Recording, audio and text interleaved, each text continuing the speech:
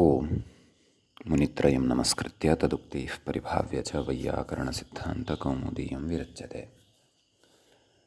सर्वेभ्यः श्रोतृभ्यः नमः।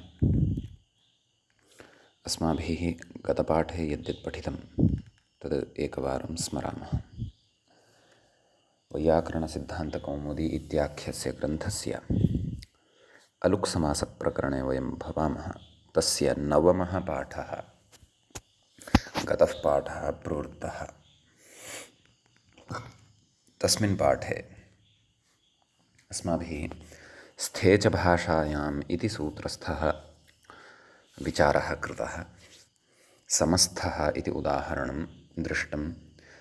वैदिकं प्रत्युदाहरणं खरेष्ठः, कृष्णोऽस्याः खरेष्ठः इति साधितं। ततः सूत्रम् आरब्धं षष्ठ्याः अलुग्विधायकं षष्ठ्या आक्रोशे इति। तस्य उदाहरणं चौरस्य कुलम् इति दृष्टं। तत्र प्रत्युदाहरणमपि दृष्टं ब्राह्मणकुलम् इति। ततः वार्तिकं पठितं वाग्दिक्पश्यद्भ्यो युक्तिदण्डहरेषु इति। अस्य वार्तिकस्य क्रमशः वाचो युक्तिः, दिशो दण्डः, पश्यतो हरः इति उदाहरणत्रयं साधितं। ततः वार्तिकम् आरब्धं वर्तते। भाष्ये पठितं वार्तिकद्वयम् एकेनैव वार्तिकेन अत्र उच्यमानं वर्तते। आमुष्यायणामुष्यपुत्रिकामुष्यकुलिकेति च इति। तत्र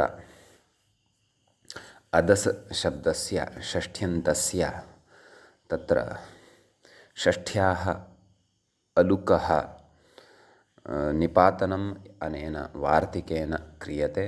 तत्र च अस्माभिः नाम त्रयः शब्दाः दृश्यन्ते येषां निपातनम् अत्र कृतं भवति। आमुष्यायण इति, आमुष्यपुत्रिका इति, आमुष्यकुलिका इति च। इमानि त्रीणि उदाहरणानि अत्र षष्ठ्याः अलुक्सहितानि निपातितानि सन्ति।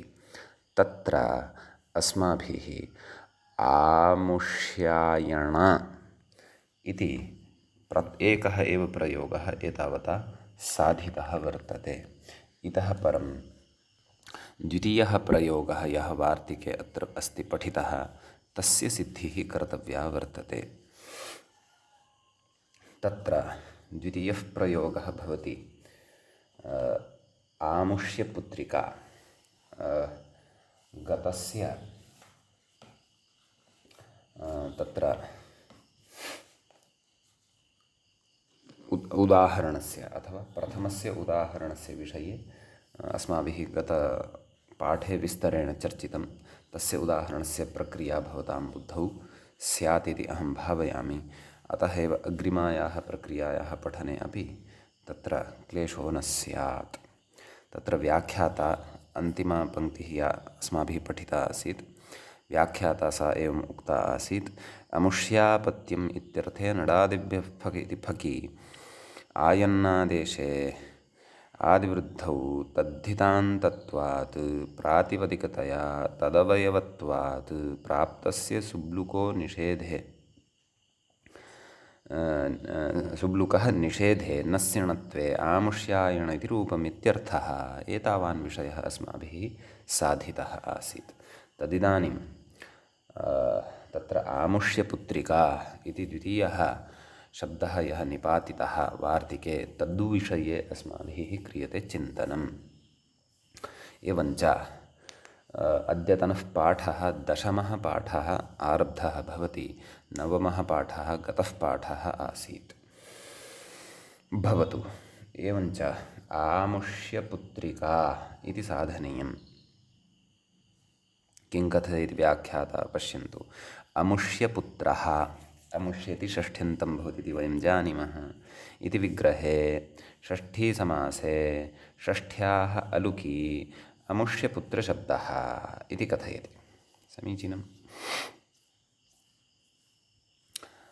षष्ठ्याः अलुक् निपात्यते वार्तिकेन, अमुष्यपुत्रशब्दः सिद्ध्यति।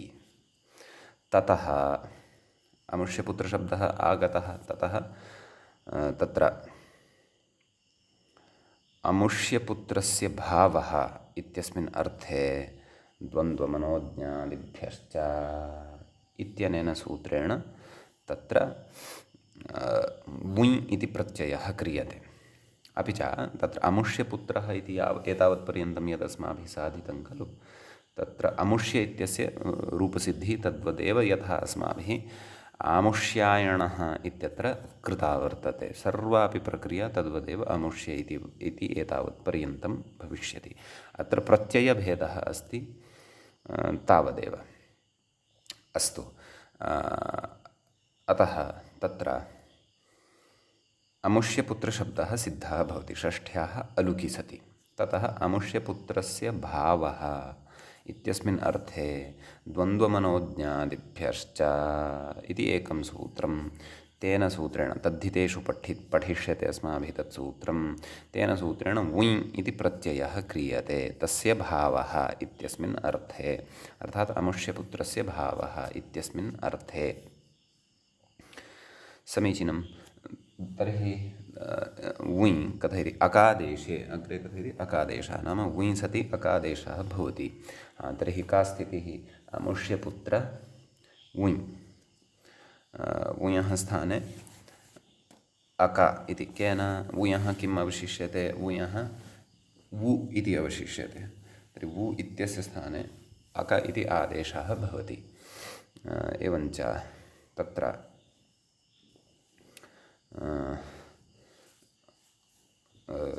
किमिति चेत् अमुष्यपुत्र अक इति।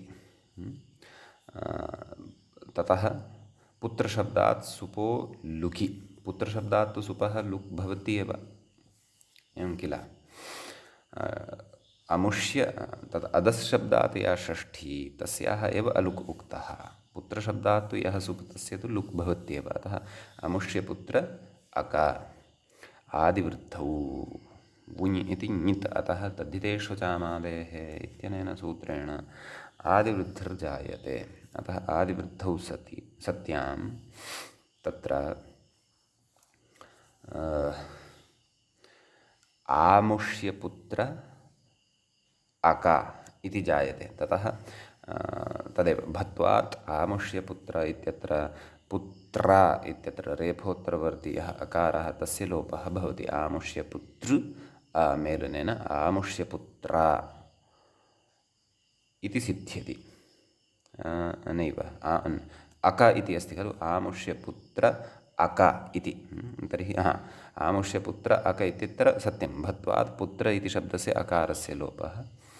आमुष्यपुतृ अक मेलनेन आमुष्यपुत्रक इति खलु लभ्यते। ततः अग्रे व्याख्यातारं पश्यन्तु किं कथयति।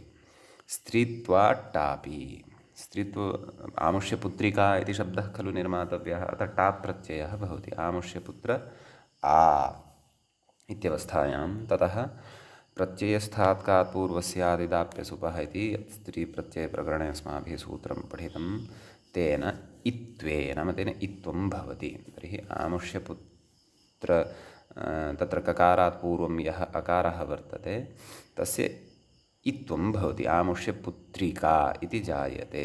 कथयति अग्रे आमुष्यपुत्रिका शब्दः इत्यर्थः, नाम आमुष्यपुत्रिका इति शब्दः सिद्ध्यति इति।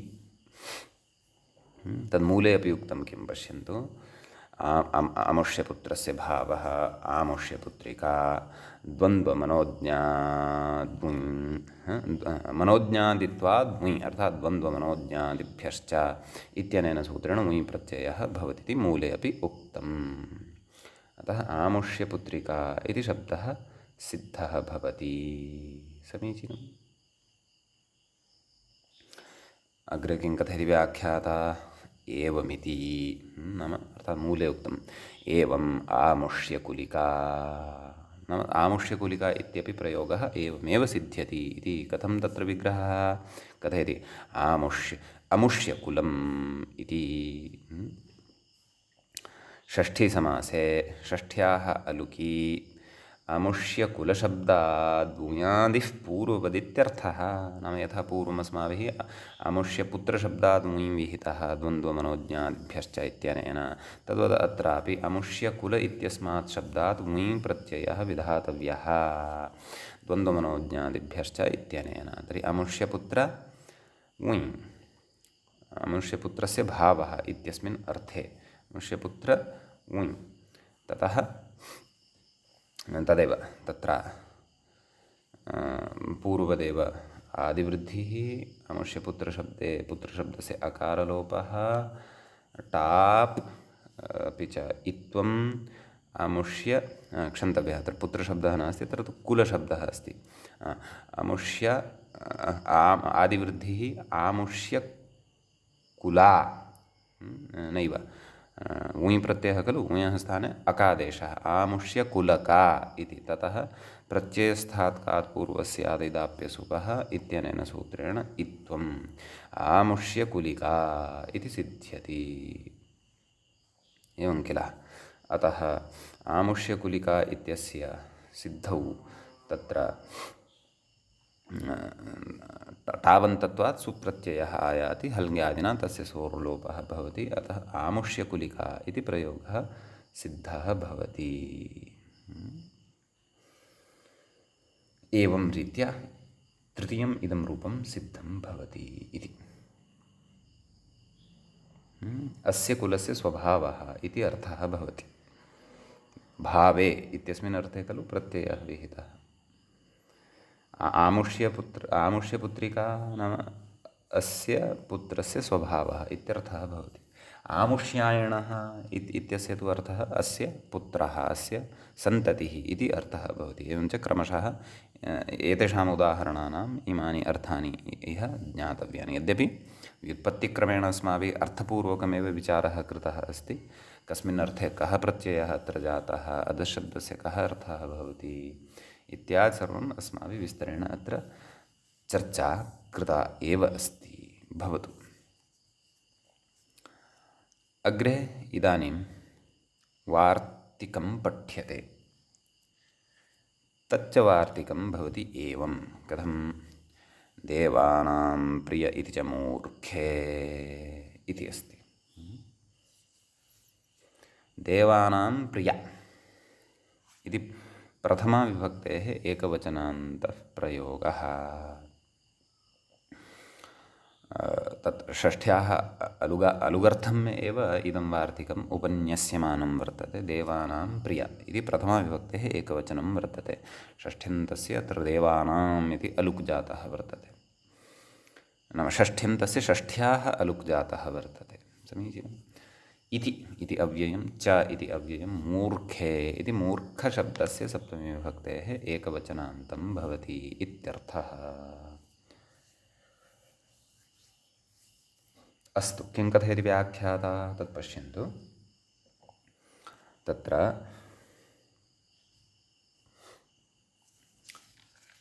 नाम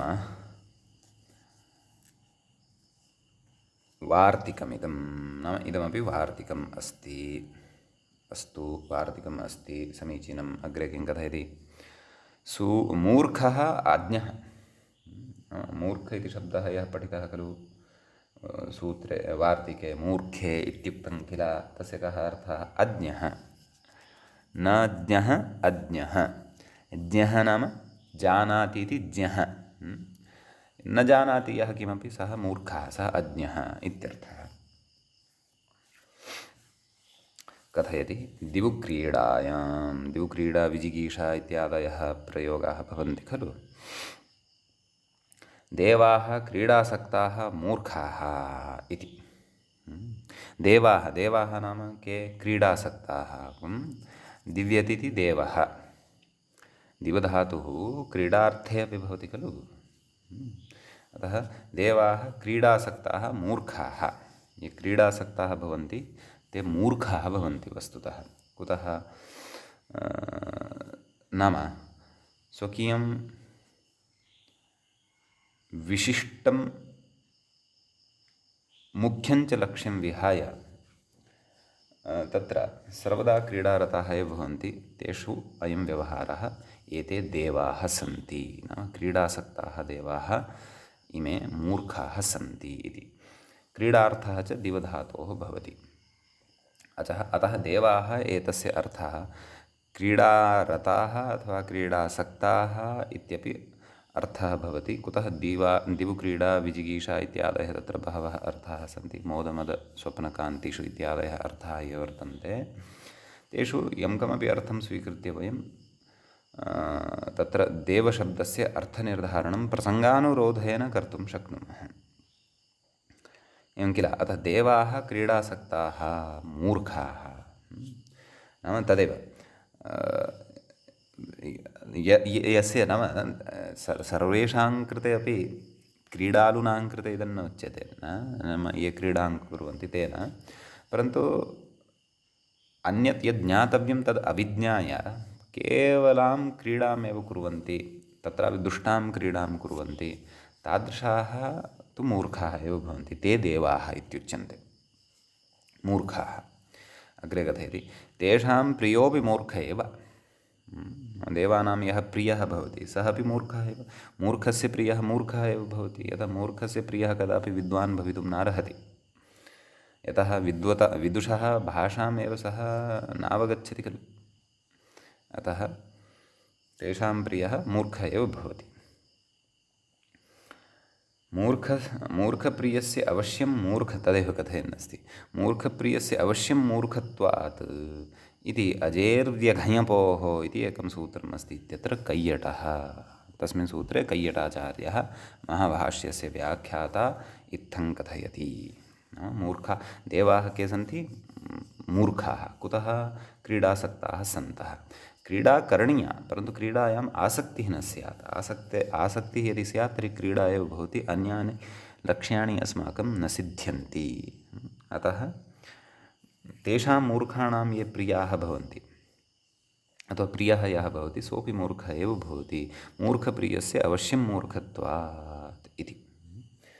मूर्खस्य यः अत्यन्तं प्रियः भवति खलु सः मूर्खः एव भवति। विदुषः यः अत्यन्तं प्रियः भवति सः विद्वान् एव भवति। विद्वान् कदापि विदुषः कदापि मूर्खः प्रियः भवितुं नार्हति, अथवा मूर्खस्य कदा विद्वान् प्रियः भवितुं नार्हति। अस्तु, अस्मिन् सूत्रे कैयटेन इत्थम् उक्तं।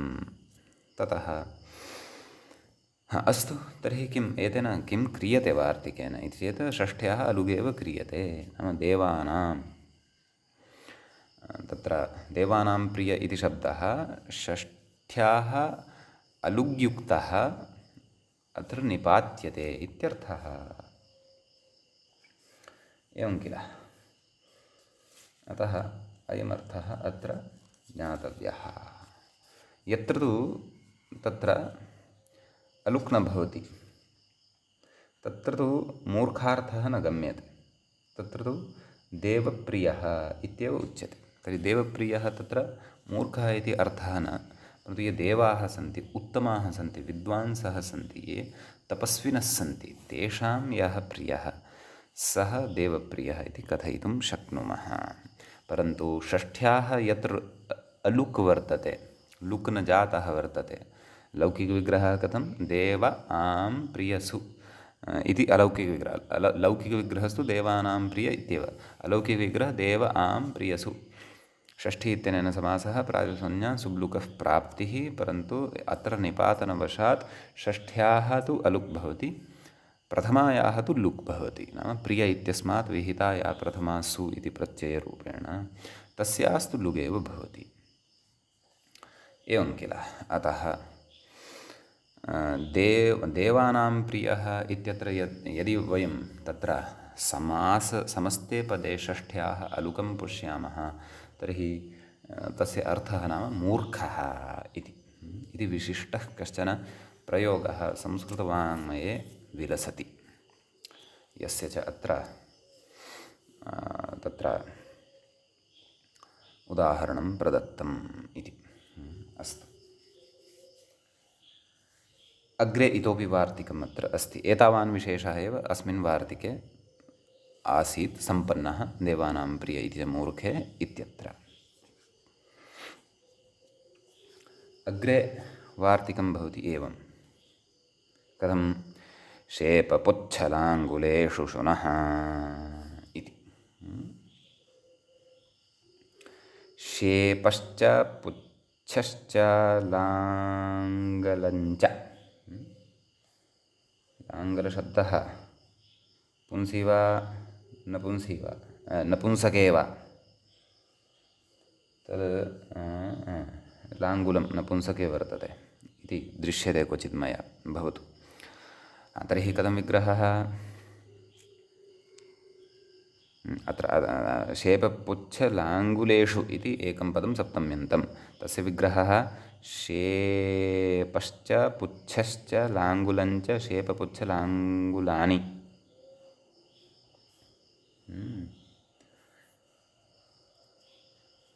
अतः तेषु शेपपुच्छलाङ्गुलेषु एवं किल। सप्तमी विभक्तिः वर्तते। अतः प्रकृते तस्मिन् इति निर्दिष्टे पूर्वस्य इति परिभाषा उपतिष्ठते। शुनः। शुनः इत्यत्र श्वन् इति शब्दस्य षष्ठीविभक्तेः एकवचनं, षष्ठी वा पञ्चमी वा? वार्तिकस्य अर्थः कः? नाम श्वन् इत्यस्मात् शब्दात् षष्ठ्याः अलुक् भवति, तर्हि पञ्चम्यन्तं ग्राह्यम्। अस्तु अस्तु। शुनः इति पञ्चमी अथवा श्वन् शब्दस्य या षष्ठी तस्याः अलुक् भवति इति षष्ठ्यन्ततया अपि निर्वाहः भवितुम् अर्हति। अथवा श्वन् शब्दात् विहिता या षष्ठी तस्याः षष्ठ्याः अलुक् भवति इति पञ्चम्यन्तेनापि निर्वाहः भवितुम् अर्हति। नास्ति क्लेशः विभक्तिद्वयस्य स्वीकारे अपि। शुनः इत्यत्र परिभाषा उपतिष्ठेत् षष्ठीस्थाने योगः, परन्तु सा परिभाषा अत्र न प्रवर्तेत। तत्र अस्माभिः सम्बन्धषष्ठी एव तर्हि ग्राह्या यदि षष्ठी स्वीकर्तव्या, अन्यथा पञ्चमी एव वरम् इति भाति। अस्तु। शुनः इत्यत्र अस्तु। व्याख्याता किं कथयति तत् पश्यामः सकृत्। वार्तिकमिदं नाम इदं वार्तिकम् अस्ति। कथयति षष्ठ्याः अलुविधिशेषः। षष्ठ्याः अलुक् भवति एतेन वार्तिकेन। अग्रे कथयति संज्ञायाम् इति भाष्यं। नाम संज्ञायां गम्यमानायाम् अयम् अलुक् भवति इत्यर्थः। वार्तिकस्य अर्थः यद्यपि स्पष्टः एव, तथापि एतेन नोक्तः न च सूत्रकारेण न च ग्रन्थकारेण उक्तः, अस्माभिः तु ज्ञातव्यः।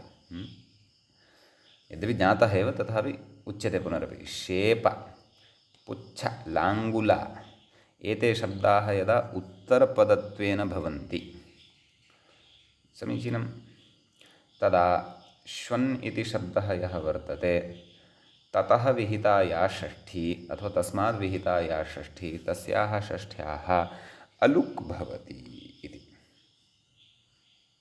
समीचीनं। संज्ञायाम् इति भाष्यं, नाम संज्ञायां गम्यमानायां तदपि वक्तव्यं। तच्च अत्र मूलेन उक्तं, परन्तु व्याख्यात्रा भाष्यं दृष्ट्वा अस्माकं कृते उक्तं। भवतु। तर्हि एकमेकम् उदाहरणं पश्यामः। सर्वादौ श्वन् इत्यस्मात् शब्दात् परतः शेप इति शब्दः यदा भवति तदा उदाहरणं कथं सिद्ध्यति इति पश्यामः। शुनश्शेप इत्युच्यते। तत्र कथं विग्रहः? शुनश्शेप इव। शेपो यस्य इति विग्रहः। स्मर्यते तादृशः विग्रहः? क्व स्मर्येते इति अहं चिन्तयामि। उष्ट्रमुखमिव मुखं यस्य सः उष्ट्रमुखः। कुत्र पठितमासीत्? बहुव्रीहौ पठितम् आसीत्। किं वार्तिकमासीत् इति चेत् सप्तम्युपमानपूर्वपदस्योत्तरपदलोपश्च इति उष्ट्रमुखः इत्यादीनि रूपाणि।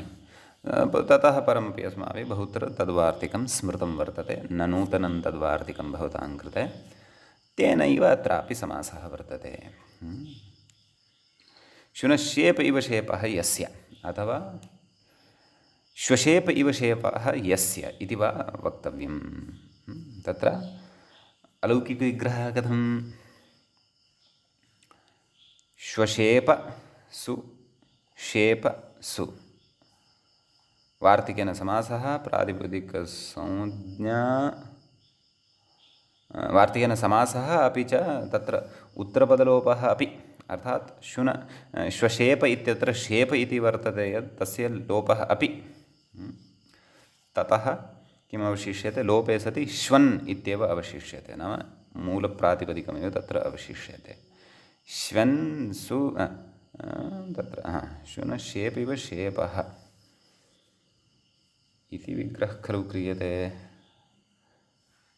तर्हि शेप इत्यत्र तत्र अस्तु वदामि श्वशेप इव शेपः यस्य इति खलु विग्रहः वक्तव्यः तत्र शेप इत्यस्य लोपः क्रियते श्वशेप इत्यत्रापि विग्रहः भवति कथं विग्रहः शुनः शेपः श्वशेपः इति समीचीनम् अतः शेप इति लुप्ते पुनः तत्र षष्ठ्यन्तम् अवशिष्यते खलु अर्थात् शुनः इत्येव अवशिष्यते अर्थात् श्वन् ङस् शेपसु इति लभ्यते श्वन् ङस् शेपसु इत्यवस्थायां सुबोधातु प्रातिपदिकयोः इत्यनेन सूत्रेण सुब्लुक् प्राप्तः भवति परन्तु शेपपुच्छलाङ्गुलेषु शुनः इत्यनेन वार्तिकेन षष्ठ्याः तु अलुक् भवति शेप इत्यस्मात् विहिता या सप्तमी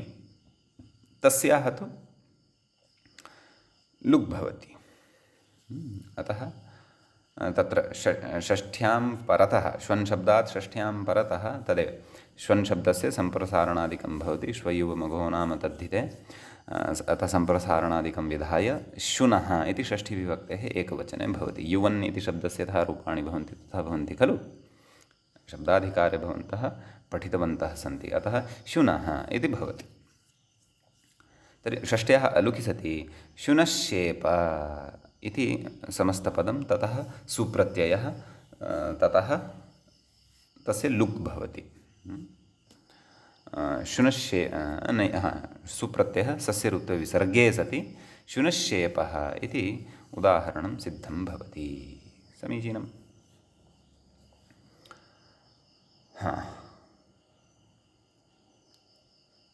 अग्रे कथयति नाम शेपशब्दस्य अर्थं कथयति मेढ्रो मेहनशेफसी इत्यमरः शेफशब्दोऽप्यस्ति शेफाय स्वाहा इति दर्शनात् शेफ इति शब्दोऽपि वर्तते शेप इति अल्पप्राणः शेप इत्यपि व्यवह्रियते अस्ति सोऽपि शब्दः शेफ इति फ इति महाप्राणः अपि शब्दः वर्तते कोऽर्थः चेत् लिङ्गम् अथवा शिश्नः अथवा पुरुषस्य जननेन्द्रियम् अथवा मूत्रेन्द्रियम् इति वा तत्र अर्थः शेप इति शब्दस्य अथवा शेफ इति शब्दस्य ज्ञातव्यः तर्हि शुनः नाम शुनकः यः भवति तद्वत् तस्य शेप इव शेपः यस्य सः शुनश्शेप इत्युच्यते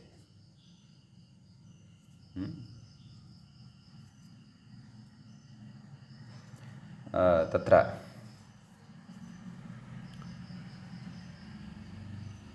नाम तत्र ऐतरेयब्राह्मणे कस्मिंश्चित् प्रसङ्गे तत्र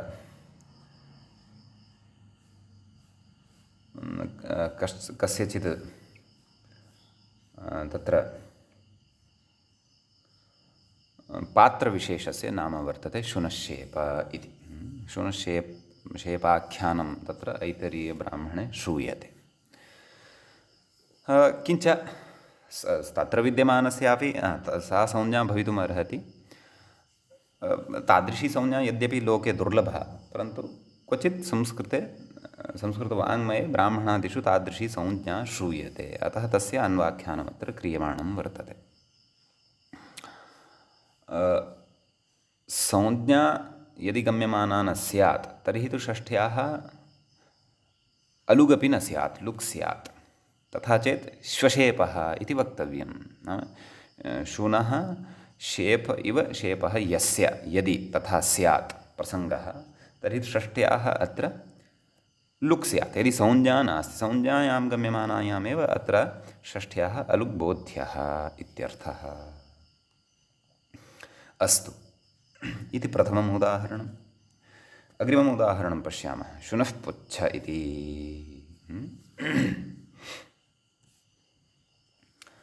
अग्रे कथयिष्यति। आदौ उदाहरणानि, नाम एतेषां त्रयाणामपि शब्दानां विषये कञ्चन विशेषम् अग्रे कथयिष्यति। आदौ सिद्धिं, रूपसिद्धिं कुर्मः। अस्तु, द्वितीयम् उदाहरणं किं? शुनः पुच्छ। सर्वापि प्रक्रिया पूर्ववदेव। शुनः पुच्छमेव पुच्छं यस्य इति विग्रहः भवति, षष्ठ्यः अलुक् भवति। शुनः पुच्छं, शुनः पुच्छः इति रूपं सिद्धं भवति, नास्ति विशेषः, पूर्ववदेव सर्वापि प्रक्रिया। एवमेव शुनो लाङ्गूलः, शुनो लाङ्गुल इत्यपि।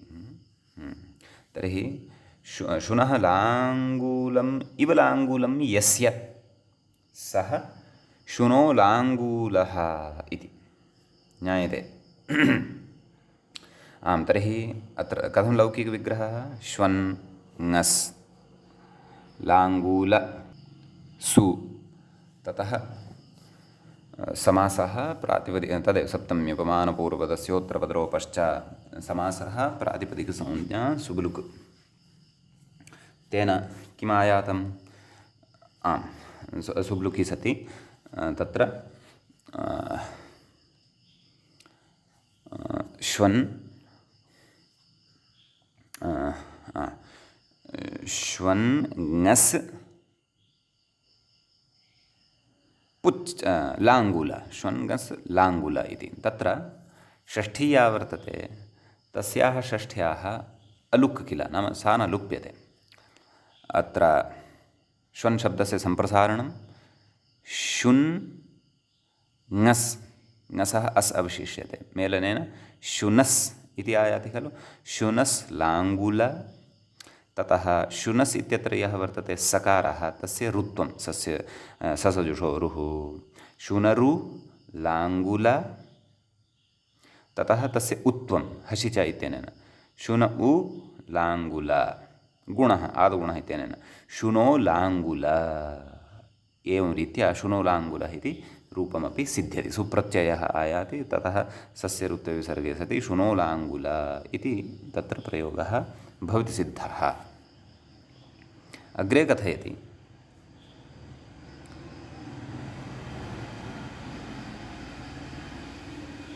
किं कथयति इति चेत् ऋषिविशेषाणां संज्ञाः एताः। ऋषयः अभूवन्, तेषाम् एषा संज्ञा इति। परन्तु व्याख्यातुः एषा पङ्क्तिः युज्यते मानव, तद्द्रष्टव्यम्। तत्र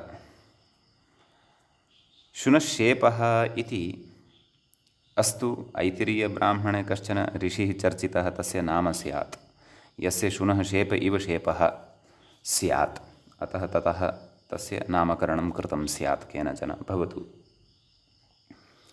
परन्तु शुनः पुच्छ इव पुच्छं यस्य, ऋषेः पुच्छं कथं स्यात् इति चिन्तनीयम् अस्ति।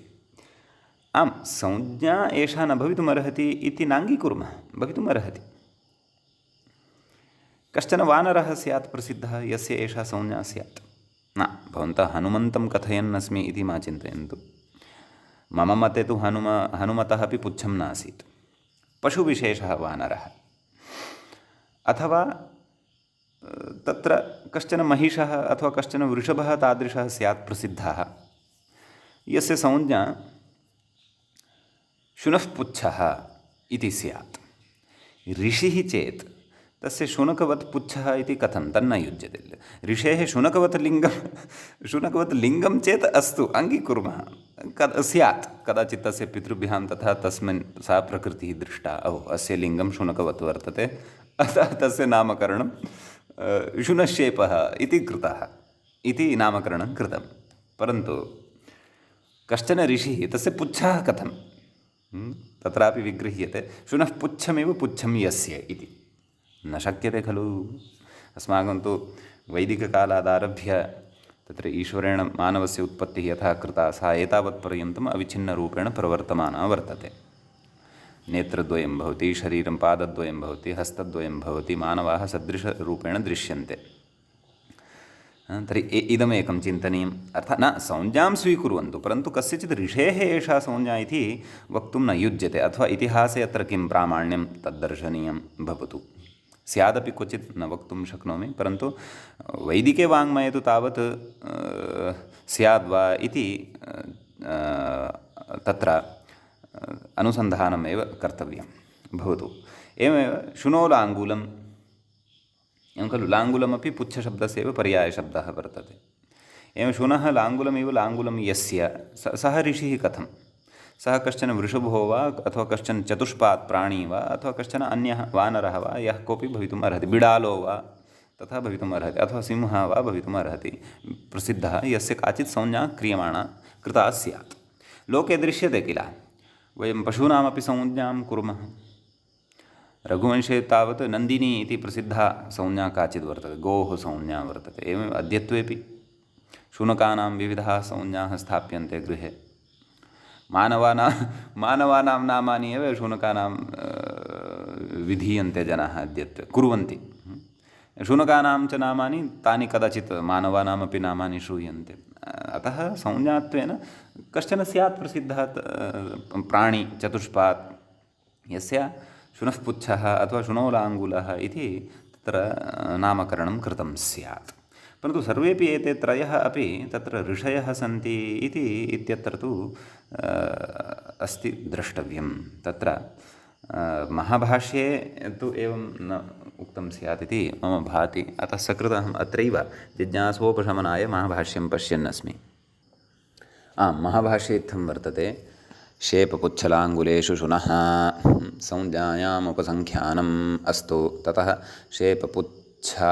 शेपपुच्छलाङ्गुलेषु शुनः संज्ञायामुपसङ्ख्यानं कर्तव्यं। शुनः शेपः, शुनः पुच्छः, शुनोलाङ्गूलः। तत्र कैयटः कथयति, ऋषिविशेषसंज्ञायं शुनः शेप इति। तत्र तत्र पादटिप्पणी अपि अस्ति काचित् सम्पादकस्य। ऋषिविशेषसंज्ञेयम् अकारान्ताप्यस्ति, शेपशब्दो न केवलं सकारान्तः इति। अस्तु भवतु, सः भिन्नः विषयः।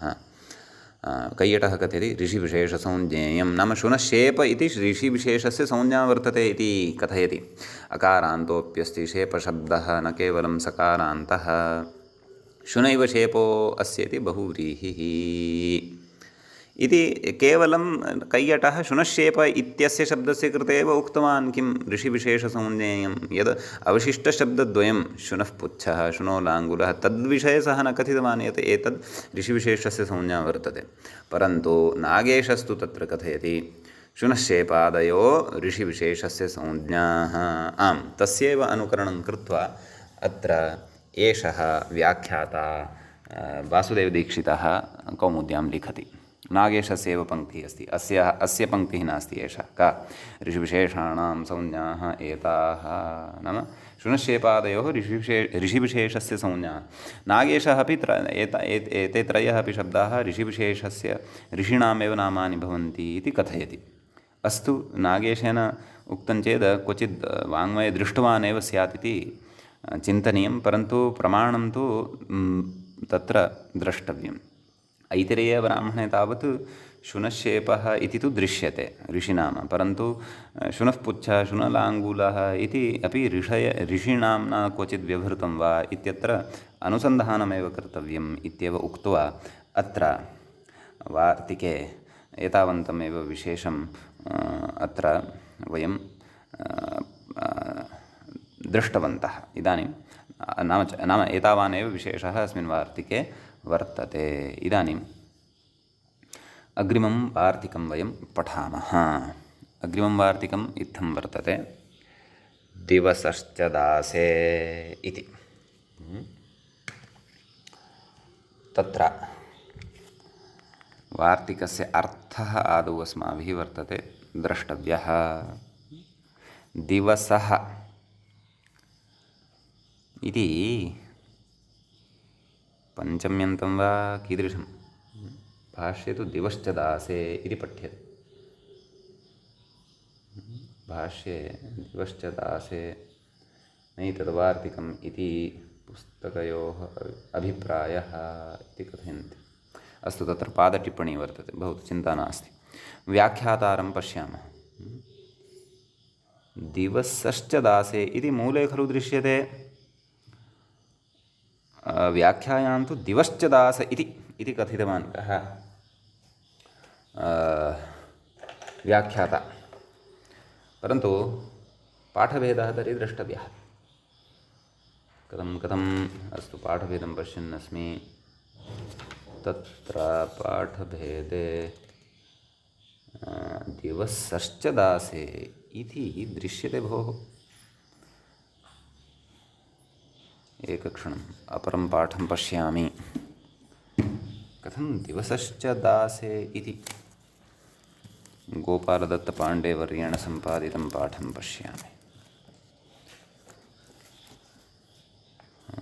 शयवासवासिष्वकारात् दिवसश्च दासे इत्येव पाठः गोपालपाण्डेयेन अपि कृतः। एवं किल? अस्तु, अत्र किमपि स्वारस्यं स्यात्। एकवारं पठित्वा आगच्छामः, ततः निर्णेष्यामः। भवतु। यतः व्याख्याता तत्र लिखति किं? दिवश्च दास इति। अतः क्व दोषः जातः अस्ति इति अचिरेण ज्ञास्यते। उदाहरणं पठित्वा द्रक्ष्यामः। कथयति, षष्ठ्याः अलुगिति शेषः। एवं किल? तत्र अर्थः कः कर्तव्यः अस्य वार्तिकस्य इति चेत्, नाम दासशब्दः, दासेति सप्तमी अस्ति खलु। दासशब्दः यदा परतः भवति, नाम उत्तरपदत्वेन यदा व्यवह्रियते, तदा दिव् इति यः शब्दः वर्तते, तस्मात् शब्दात् विहिता या षष्ठीविभक्तिः, तस्याः षष्ठ्याः अलुक् भवति। किम् उदाहरणं दत्तं मूले? दिवो दासः इति। तर्हि दिवः दासः इति लौकिकविग्रहः, दिव् ङस् दाससु इति अलौकिकविग्रहः। अस्मिन् अलौकिकविग्रहे तत्र षष्ठी तत्पुरुषसमासः। अस्तु, समासः प्रातिपदिकसंज्ञा सुब्लुक् प्राप्तः, परन्तु तं प्रबाध्य दिवश्च दासे, दिवसश्च दासे कथम्? अस्तु, दिवसश्च दासे वा दिवश्च दासे इति पश्यामः। इत्यनेन वार्तिकेन तत्र सम्यक्, अधुना स्पष्टं। दिवसः इत्येव वर्तते, वदिष्यामि। दिवस् इत्यत्र या षष्ठीविभक्तिः वर्तते, अथवा दिव इत्यस्मात् या षष्ठीविभक्तिः वर्तते ङस् इति, तस्याः अलुक् भवति दिवसश्च दासे इत्यनेन। अतः दिवशब्दात् ङसि दिवस् इति सिद्ध्यति। तस्य एव, दिवस् इत्यस्य एव तत्र अनुकरणं विधाय दिवसः इति उक्तं वार्तिके। अतः युज्यते, चिन्ता नास्ति। अतः दिवस् इत्यस्मात् ततः दिवस् दास् इति स्थितिः जायते। दिवस् दास् इत्यवस्थायां सकारस्य रुत्वं, दिवस् इत्यत्र अस्ति खलु, सा षष्ठीविभक्तिः अस्ति, सा न लुप्ता इत्यर्थः, न लुप्यते इत्यर्थः। अतः दिवस् दास, दिवरु दास, दिवउ दास, दिवो दास, सुप्रत्ययः दिवो दासः इति प्रयोगः सिद्ध्यति। काश्याः कश्चन प्राचीनः राजर्षिः अयम् इत्युच्यते। किं कथयति व्याख्याता? षष्ठ्याः अलुगिति शेषः दिवो दास इति कश्चिद्राजर्षिरयम् इत्युच्यते। अयं कश्चन राजर्षिः वर्तते। भाष्ये तु दिवश्च दासे इत्येव पठितं, दिवसश्च दासे इति न पठितं। यद्यपि दिवसश्च दासे इत्यत्रापि सङ्गतिः भवितुमर्हति। ततः च उक्तं भाष्ये दिवश्च दासे उपसङ्ख्यानं कर्तव्यं, नाम षष्ठ्याः अलुकः उपसङ्ख्यानं कर्तव्यं। दिवो दासाय गायत एवं तत्र उदाहरणं दत्तं वर्तते। अतः अस्तु दिवोदासः इत्यपि उदाहरणं युज्यते। तर्हि मूले यद्यपि वार्तिकं भाष्ये कथं दृश्यते दिवश्च दासे, तर्हि मूले दिवसः इति उक्तं यत् तत् दिव इत्यस्मात् विहिता या षष्ठी ङस् तस्याः अवशिष्यते अस्, तम् असम्मेलयित्वा दिवस् इति खलु जायते षष्ठ्यन्तम्। अतः तस्य षष्ठ्यन्तस्य अनुकरणं विधाय अत्र पञ्चमी विभक्तेः एकवचनं प्रयुक्तं वर्तते। नाम दिवसश्च दासे, नाम दिवस इत्यत्र इत्यस्मिन् शब्दस्वरूपे विद्यमाना या वर्तते षष्ठी, तस्याः षष्ठ्याः लुक् न भवतु इति तत्र ज्ञातव्यं। यद्यपि सारल्यं भवति यदि दिवश्च दासे इत्येव वार्तिकपाठः क्रियेत, नाम दिवः विहिता या षष्ठी तस्याः अलुक् भवति इति। तथापि इदमपि एतेन दीक्षितेन एव एतादृशः पाठः कृतः वर्तते। काशिकायां स्याद्वा न वा इति एकवारं तत्र द्रष्टुं शक्यते। तथापि उभयतापि सङ्गतिः भवितुमर्हति, परन्तु सारल्यं स्यात् यदि दिवश्च दासे इत्येव उच्येत। भवतु नाम उदाहरणम् अस्माकं लक्ष्यं तु उदाहरणसिद्धिः अपि च अर्थबोधः। स च अर्थबोधः दिवसश्च दासे इत्यनेन अपि भवितुम् अर्हति, दिवश्च दासे इत्यनेन अपि भवितुम् अर्हति, नास्ति क्लेशः इति एतावान् विशेषः अस्मिन् वार्तिके अस्ति। इदानीं वयम् अग्रिमं सूत्रं प्रविशामः। अग्रिमं सूत्रं भवति तत्र पुत्रेण्यतरस्याम् इति। तत्र पुत्रे इति सप्तमी विभक्तेः एकवचनं भवति, अन्यतरस्याम् इत्यपि सप्तमी विभक्तेः एकवचनं भवति, अथवा अन्यतरस्याम् इति तत्र सप्तमी विभक्तिप्रतिरूपकम् अव्ययम् इत्यपि श्रूयते। भवतु पुत्रे इति सप्तम्यन्तं। षष्ठ्या आक्रोशे इति सूत्रम् अनुवर्तते। अलुगुत्तरपदे इत्यस्य च अनुवर्तनं वर्तते।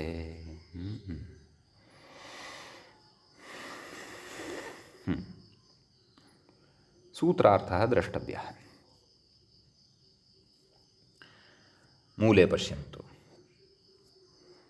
षष्ठ्याः पुत्रे परे अलुग्वा स्यात् निन्दायाम्।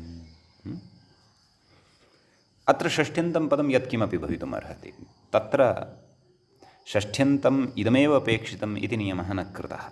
षष्ठ्याः लुक् कदा पुत्रशब्दः यदा परतः भवति, परन्तु विकल्पेन भवति। एवं किल, विकल्पार्थम् अयम् आरम्भः, अन्यथा षष्ठ्या आक्रोशे इत्यनेनैव खलु सिद्धिः भवितुमर्हति स्म, न वा? निन्दायाम् इति अर्थः कुतः लब्धः? षष्ठ्या आक्रोशे, तथा आक्रोशे, आक्रोशः निन्दा इति पूर्वमुक्तं किल। अतः तस्य अनुवर्तनम् अत्र अस्ति इति, नाम षष्ठ्या आक्रोशे इति समग्रमपि सूत्रमत्र अनुवर्तते इति अर्थः। एवं किल, कथयति निन्दायाम् इति आक्रोशे इत्यनुवृत्तिलभ्यमिदम्। आक्रोशे इत्यस्य अनुवर्तनेन इदं प्राप्यते इत्यर्थः। समीचीनं। कथयति स्पष्टं चेदम् आनङ्कृतो द्वन्द्वे इत्यत्र भाष्ये। आनङ्कृतो द्वन्द्वे इत्यत्र इदं चर्चितं वर्तते। अस्तु, अस्माभिः उदाहरणं साधनीयं खलु। आनङ्कृतो द्वन्द्वे इति सूत्रं पठितं, भाष्ये यदि जिज्ञासा अस्ति भवन्तः इतोपि तत्र एतं विचारम् अन्वेष्टुं शक्नुवन्ति। भवतु नाम किमुदाहरणं? व्याख्यात्रा उदाहरणचर्चा न कृता, अविशेषात् प्रायः। वयं तु साधयामः। दास्याः पुत्रः, दासीपुत्रः। तत्र मम पुस्तके दास्याः पुत्रः इति, दास्याः इति षष्ठ्यन्तात् अनन्तरं किञ्चित् असंहिता दृश्यते, अर्थात् स्पेस् दृश्यते। तद् अपाकरणीयं। तद् दास्याः एतदनन्तरं साक्षात् पुत्रः इति योजनीयः, इति पदं योजनीयं। तत्र मध्ये असंहिता न स्यात्, संहिता एव स्यात्। कुतः? समस्तपदं तद् वर्तते, तत्र च षष्ठ्याः अलुक् जातः वर्तते। अतः दास्याः पुत्रः इति लौकिकविग्रहः, दासीङस् पुत्रसु इति लौकिकविग्रहः, इति अलौकिकविग्रहः।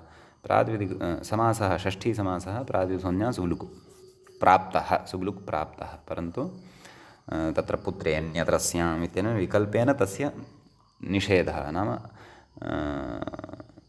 सुब्लुकः विकल्पेन निषेधः, नाम अलुकत्र, नाम षष्ठ्याः अलुकत्र विकल्पेन भवति। अतः यत्र ङस् इति षष्ठ्याः लुक् न भवति तत्र नदी इति शब्दस्य षष्ठीविभक्तेः एकवचने नद्याः इति यथा भवति तद्वद् अत्रापि दास्याः इति भवति। अतः दास्याः पुत्रः, दास्याः पुत्र इति मूलशब्दः सिद्धः भवति। ततः सुप्रत्ययः सस्यऋत्वे विसर्गे सति दास्याः पुत्रः इति प्रयोगः भवति सिद्धः। समीचीनं। यत् पक्षे तत्र अलुक् न भवति, अर्थात् लुगेव भवति, तत्र दासी पुत्रः इति सिद्ध्यति, एवं खलु। निन्दायां गम्यमानायाम्, अग्रे पृच्छति निन्दायां किं, नाम निन्दायाम् इति कुतः उच्यते? तत्र कथयति ब्राह्मणी पुत्रः, नाम यदि निन्दा गम्यमाना न स्यात् तर्हि तत्र षष्ठ्याः अलुक् न भवति, अपि तु लुगेव भवति। ब्राह्मण्याः पुत्रः ब्राह्मणी पुत्रः इत्येव उच्यते। दास्याः पुत्रः निन्दाविषयः। दासी अस्ति, तया सह सम्बन्धं कृत्वा पुत्रः यदि जायेत तर्हि सः निन्द्यः भवति लोके। ब्राह्मणी या पत्नीत्वेन स्वीकृता वर्तते तस्यां, नाम ब्राह्मणस्य पत्नी ब्राह्मणी इति, अतः तस्यां जातः पुत्रः यदि सः तु तत्र तु विषयः निन्द्यः न भवति, तत्र निन्दा गम्यमाना न भवति इति। आम्, यदि दासस्य काचित् पत्नी वर्तते दासी, पुंयोगादाख्यायाम् इत्यनेन ङीषः विवक्षायां, तदा तु तत्र निन्दा न गम्यमाना स्यात्, तदा तु दासीपुत्रः इत्येव वक्तव्यं। परन्तु निन्दा गम्यमाना यदि स्यात् तर्हि तु षष्ठ्याः अलुग् विकल्पेन वक्तव्यः, दास्याः पुत्रः दासीपुत्रः। कदाचित् ब्राह्मण्या अपि, नाम जात्या या ब्राह्मणी वर्तते तस्याः पुत्रः, तस्यां पुत्रः जातः केनचित् क्षत्रियेण अथवा विवाहात् प्रागेव, अथवा तेन कारणेन येन कारणेन निन्दा गम्यमाना स्यात् तर्हि तत्रापि षष्ठ्याः अलुग् वक्तुं शक्यते। ब्राह्मण्याः पुत्रः इति यदि उच्येत तर्हि निन्दा गम्यमाना वर्तते इत्यर्थः। ब्राह्मणी पुत्रः इति यदि उच्येत तर्हि तु निन्दा गम्यमाना नास्ति इत्यर्थः। पुनश्च ब्राह्मणी पुत्रः अथवा दासीपुत्रः इति प्रयुक्ते सत्यपि निन्दा गम्यमाना अस्ति। कुतः? यतः अलुक् विकल्पेन खलु विहितः इत्यपि बुद्धौ स्थापनीयम् इति। एतावान् विशेषः पुत्रेऽन्यतरस्याम् इति सूत्रगतः। समीचीनम्। इदानीं वयम् अग्रिमं सूत्रं प्रविशामः। अग्रिमं सूत्रं भवति ऋतो विद्यायोनिसम्बन्धेभ्यः इति। सूत्रस्य पदच्छेदमादौ पश्यामः। ऋतः पञ्चमी विभक्तेः एकवचनं भवति, विद्यायोनिसम्बन्धेभ्यः इति पञ्चमी विभक्तेः बहुवचनान्तं भवति। ऋतः इति ऋत् इति तपरकरणं वर्तते, अतः तान्तात् नाम तकारान्तात् ऋत् इति शब्दात् पञ्चमी विभक्तिः ज्ञातव्या। अत्र विद्यायोनिसम्बन्धेभ्यः, विद्या च योनिश्च, विद्यायोनि इतरेतरयोगद्वन्द्वः, विद्यायोनिकृतः सम्बन्धः विद्यायोनिसम्बन्धः, अथवा विद्यायोनिकृतः सम्बन्धः येषां ते, अथवा विद्यायोनिभ्यां सम्बन्धः येषां ते विद्यायोनिसम्बन्धाः, तेभ्यः विद्यायोनिसम्बन्धेभ्यः, एवं विग्रहः अत्र ज्ञातव्यः। पञ्चमी विभक्तेः बहुवचनान्तं भवति। षष्ठ्या आक्रोशे इत्यतः षष्ठ्याः इति अनुवर्तते। अलूत्तरपदे इत्यस्य अधिकारस्तु वर्तत एव। समीचीनम्। अस्तु, व्याख्याता किं कथयति तत् पश्यामः। विद्यायोनि एकत्वे बहुवचनं। विद्यायोनिसम्बन्धेभ्यः अत्र एकत्वे बहुत्वं विवक्षितं। नाम विद्यागतसम्बन्धः कश्चन, अत्र एकः सम्बन्धः विवक्षितः, विद्यागतसम्बन्धः कस्मिंश्चित् प्रसङ्गे, अपरस्मिन् प्रसङ्गे योनिगतसम्बन्धः एव विवक्षितः इति। सम्बन्धः बहुविधः भवितुम् अर्हन्ति, परन्तु एकस्मिन् समये तु एकस्मिन् एव सम्बन्धे विवक्षिते सति तत्र शास्त्रीयायाः प्रक्रियायाः अस्याः तत्र प्रवृत्तिः भविष्यति इत्यर्थः व्याख्यातुः कथनस्य, नाम एकत्वे बहुवचनम्। अस्तु, तदाह विद्यासम्बन्धयोनिसम्बन्ध वाचिनर्दन्तादिति अलुक् स्यादिति, अर्थात् अस्माभिः सूत्रार्थः द्रष्टव्यः अस्ति इत्यर्थः। अस्तु, सूत्रार्थं पश्यन्तु। विद्यासम्बन्धयोनिसम्बन्धवाचिनः, अतः एव तत्र एतादृशः एकवचनान्ततया अर्थः आयातः, यदा एकत्वे बहुवचनत्वम् इति व्याख्यानम् अस्माभिः विद्यायोनिसम्बन्धेभ्यः इत्यत्र कृतं। तर्हि किं सूत्रार्थं पुनः अवधानेन पश्यन्तु। विद्यासम्बन्धयोनिसम्बन्धवाचिनः ऋदन्तात् षष्ठ्याः अलुकु इति। ऋदन्तं पदं कीदृशम् अपेक्षितं तत्र तच्च ऋदन्तं पदं पूर्वपदत्वेन अलुगुत्तरपदे इत्यपि अनुवर्तते खलु। अतः यस्मात् ऋदन्तात्, अर्थात् यस्मात् ऋकारान्तात् षष्ठ्याः अलुकविधातव्यः वर्तते, तदृकारान्तं विद्यायोनिसम्बन्धवाची स्यात्। विद्यासम्बन्धवाची वा स्यात्, योनिसम्बन्धवाची वा स्यात्। ततः षष्ठ्याः अलुक् भवति, लुङ् न भवति इत्यर्थः इति सूत्रस्य अर्थः। अस्तु, व्याख्याता किं कथयति। अलुक् स्यात् नाम उत्तरपदे परतः इति शेषः, नाम अलुगुत्तरपदे, उत्तरपदे इत्यपि अनुवर्तते, तदुक्तमेव। अस्तु, ततः किं कथयति। ततः कथयति विद्यासम्बन्धवाचिनमुदाहरति, नाम विद्यासम्बन्धवाचिनम् अत्र आदौ उदाहरति। किम् उदाहरणं। हेतुः होतुः अन्ते वासि, क्षन्तव्यः, होतुरन्ते वासि इति मूले द्रष्टव्यं। होतुः होतुरन्ते वासि इति समस्तं पदमेकमेव पदं वर्तते, होतुरन्ते वासि इति। तर्हि कथं लौकिकविग्रहः। होतृ ङस् अन्तेवासिं सु। समीचीनं।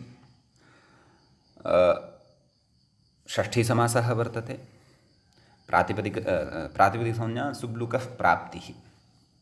परन्तु ऋतो विद्यायोनिसम्बन्धेभ्यः वयं पश्यामः पूर्वपदम्, अत्र होतृ ङस् इति अस्ति। तत्रापि होतृ इति शब्दः यः वर्तते सः ऋदन्तः वर्तते, नाम ऋकारान्तः वर्तते। अतः प्रकृते